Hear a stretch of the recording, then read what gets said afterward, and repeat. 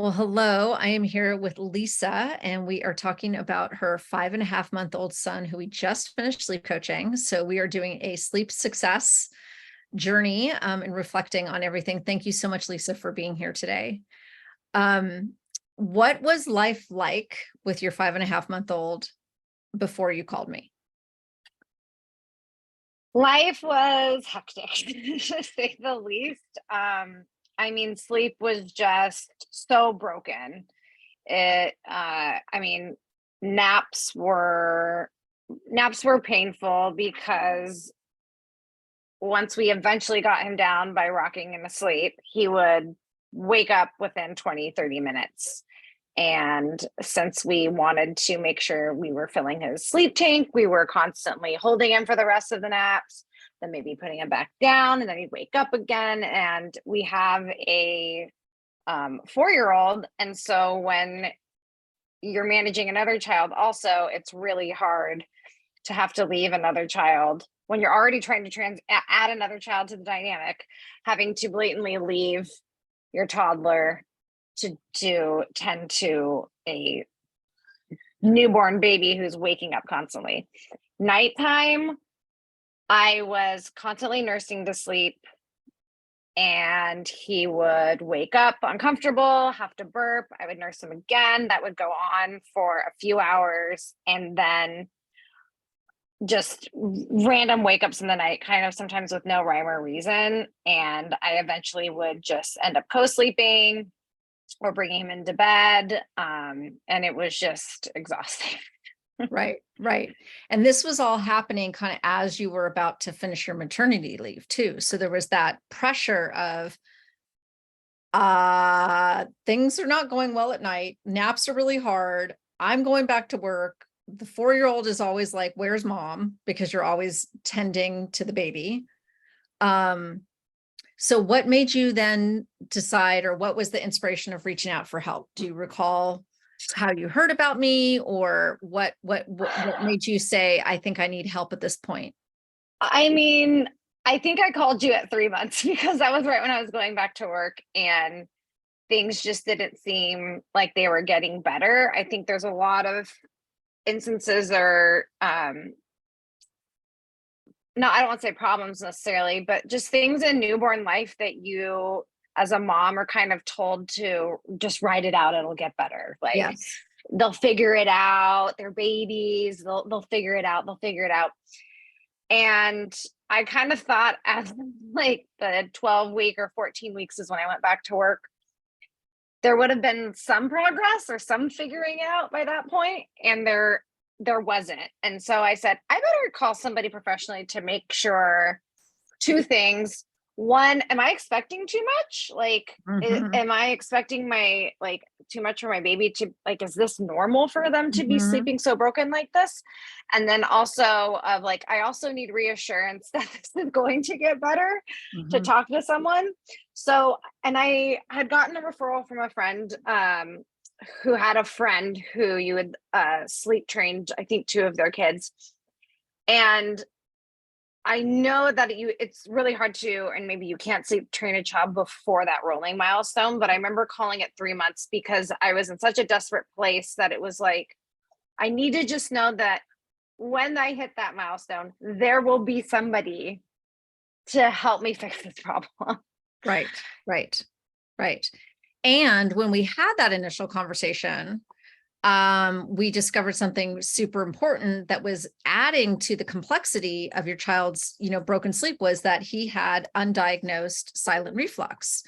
And Right. so when we realized that, then it made a lot of sense why the naps were so ragged and jagged. It made sense why he was waking up and burping in the middle of the night, and then you were nursing him, and then he was waking and burping. Like, all of that made sense.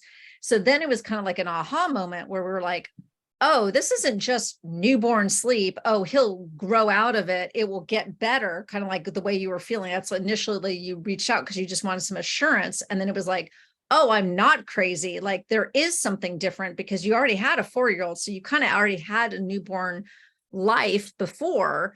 So it's kind of like my intuition was telling me one thing, but then the rest of the world was telling me this other thing. What is it? And we really realized that little guy was genuinely uncomfortable, and little guy absolutely needs some help with some symptom relief. So then you went off and did the symptom relief. And I said, come back to me when he's symptom free and he's rolling both ways.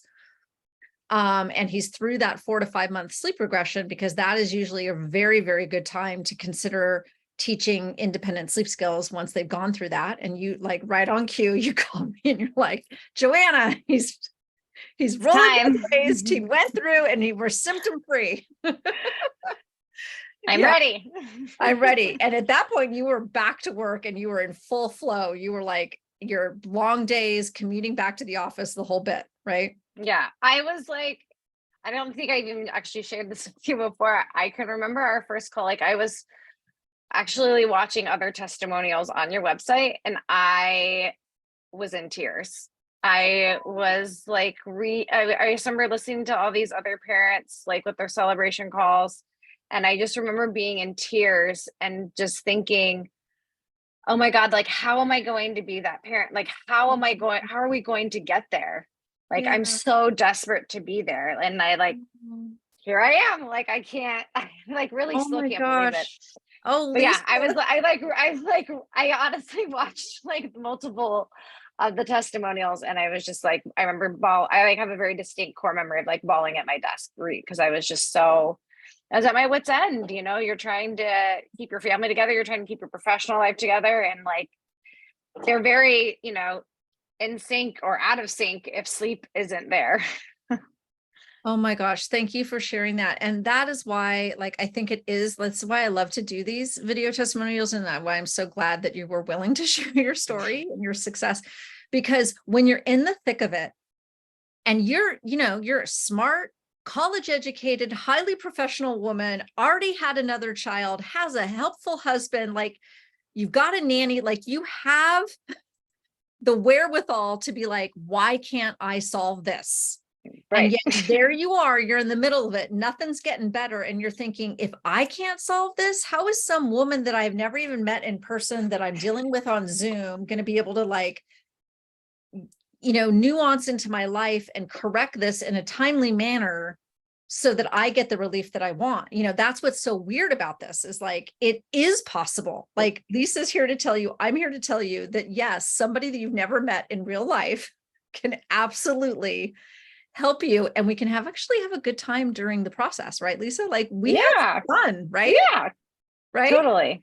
Exactly. So yes. So, okay. So I love the fact that lots of people watch the testimonials, and that's why I think they're so important, because hope and help is available. I know when I'm looking for a service, I totally go look at the testimonials. I mean, I want validation. I want validation, validation, validation before I'm ready to spend money and to trust the person that I'm like going to with this big problem. So thank you for sharing that, and that they gave you the confidence. It also felt me like, it also made me feel less alone. And like, it's very intimidating when, like you said, you're a person who has a lot of resources and you feel confused on why you can't solve a certain problem. And then you see other people who have had the same problem and you're like, oh, okay, I'm not the only one. It's not totally necessarily me. This is a problem that other people have. And that was nice to see. Exactly. And that's why I call my process guilt-free gentle sleep coaching, right? Because as a mother, we are plagued by guilt. It never ends, you guys, just in case you're thinking like, oh, when they're older, I'll feel less guilty. No, nope. You're always self-doubting. You're always self-doubting. You're also self-guilting. It's terrible. I wish we could like find a solution to that. But this is guilt-free because you can now say, well, I'm not a bad mom because I didn't figure this out on my own. I'm not a bad mom because I've asked for help. I'm not a bad mom because my child needed some additional support to learn their sleep skills, because that's often what keeps us from taking action is the self-doubt and the self-guilt. And if we can eliminate those two things, then you can get into action, you can solve the problem. So now we go through this whole process. He learned really well, really quickly. He's night trained and nap trained. What does it look like now, Lisa? Oh my God. Like the freedom that both like I myself, my husband, and my nanny feel with this is just like amazing because naps now we put him down fully awake and he rolls around for a little bit and sometimes longer than others, but fully puts himself down to sleep on his own, sleeps uninterrupted anywhere from like an hour to 2 hours. He takes 2 solid naps a day and takes a little cat nap in the afternoon. And then at night, what is amazing is the same thing. I put him down awake and he puts himself to sleep, and I'm not, nursing him and then having to like worry about a burp or anything. He totally self-regulates and puts himself to sleep, and it's like so liberating. Yeah. And it's like, what time does he go to bed now? Like 8, And he wakes up at what time? 7. Yeah. So guys, do you hear that? 8 to 7, 11 hours uninterrupted. So you get your evenings back. I mean, I was like chained to the rocking chair, nursing and burping and nursing and burping. And I had no time for myself, for me and my husband, nothing at all. It's been amazing. In fact, that's a good question. What do you have now in your life besides the freedom? What do you have now in your life that is possible now that was absolutely not possible back then? I mean, just like flexibility to have, to go grab a drink with a girlfriend, like go, like I remember we had, and one of the motivations to sleep train when we did was my husband and I had a wedding to go to, and I had so much fun at that wedding, partly because it was probably like my first time going out drinking after I had the baby anyways, but also just not worrying about him waking up and having somebody else have to figure out how to put him back to sleep. It was nice to have time with friends with my husband to feel a little bit like my old self again.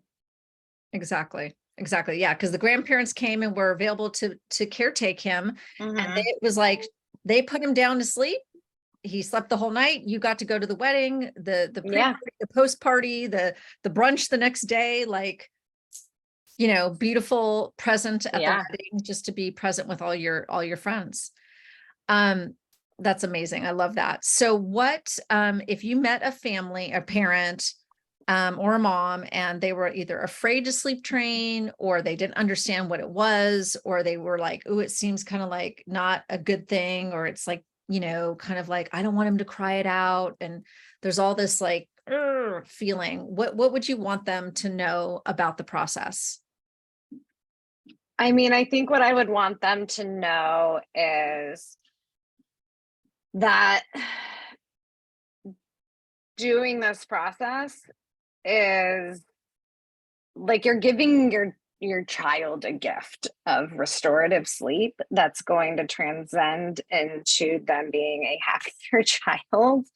They're going to probably hit milestones, maybe earlier or quicker, or at least, get the hang of certain things more quickly. It's going to, I mean, at least it made me what I consider a better parent, because I had more patience, more understanding for both my kids, even for myself or my husband. And so it's whether you're scared of what it's like, what do you have to lose, in my opinion? Because if you're at a point where you're at, kind of what's end, or you're exhausted, like there is the possibility to get over that. Yeah. And that it's not scary or dangerous or bad, or there's nothing wrong with asking for help. Like, again, get rid of the self-doubt, get rid of the self-guilt, recognize that help support is available for babies, once they're rolling all the way up to 10 years of age. So it's never too late. right? That if if you're watching this and you're like, have a 5-year-old and you're like, oh, wow, I could get help. Yeah, absolutely. It's never too late. It's a learned skill. So we can create the right circumstances for the children to learn and to customize it to your family. So thank you, Lisa, for sharing your sleep success story. I'm so happy that So am I. I know, right? And now you're going on vacation. This is like a true pressure test, like, right? They're going where there's a time change. So we've talked about how to manage that. We talked about how to keep the beautiful sleep during their time away, so that they can have a really fun vacation and come back with a good sleeper the whole time and a good sleeper upon return. Yeah. Okay, well, thank you, Lisa. Thanks, Joanna.